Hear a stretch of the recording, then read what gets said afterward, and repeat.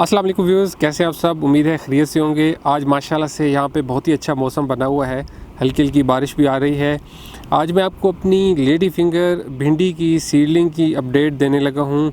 ये सीड्स हमने लगाए थे तकरीबन आज से 16 दिन पहले, और इनको मैंने ट्रांसपेरेंट शीट के कवर में रखा था ताकि इनको अच्छी हीट मिलती रहे और ठंड से ये बचे रहें, क्योंकि उस टाइम जनवरी का महीना था जब हमने ये लगाए थे। और अब आज 9 फरवरी है।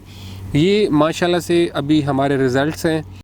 इसमें एक मुझे थोड़ा सा इशू आया था कि कुछ सीड्स जो है वो इस तरीके से स्प्राउट हो रहे थे कि ये इस तरीके से निकलते हैं और पूरे स्प्राउट नहीं हो सके। उनकी जड़ को पता नहीं अब क्या मसला हुआ है, लेकिन फिर भी काफ़ी सारी जो हमारे सीड्स हैं वो माशाल्लाह से सही ग्रो हो गए हैं। ये 50 होल्स वाली सीलिंग ट्रे थी और इसमें तकरीबन हमारे 25-30 पौधे जो है वो माशाल्लाह से भी हेल्दी ग्रो हो चुके हैं।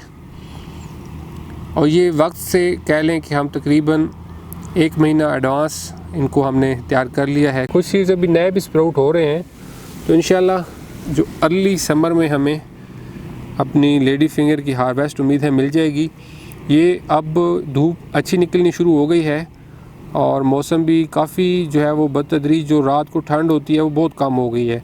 तो अब माशाल्लाह से इनकी ग्रोथ फास्ट होगी और उम्मीद है मुझे कि ये 10 से 12 दिन और जब इनको गुजरेंगे तो हमारी जो ये पौधे हैं रेडी होंगे कि इनको फिर ट्रांसप्लांट किया जाए।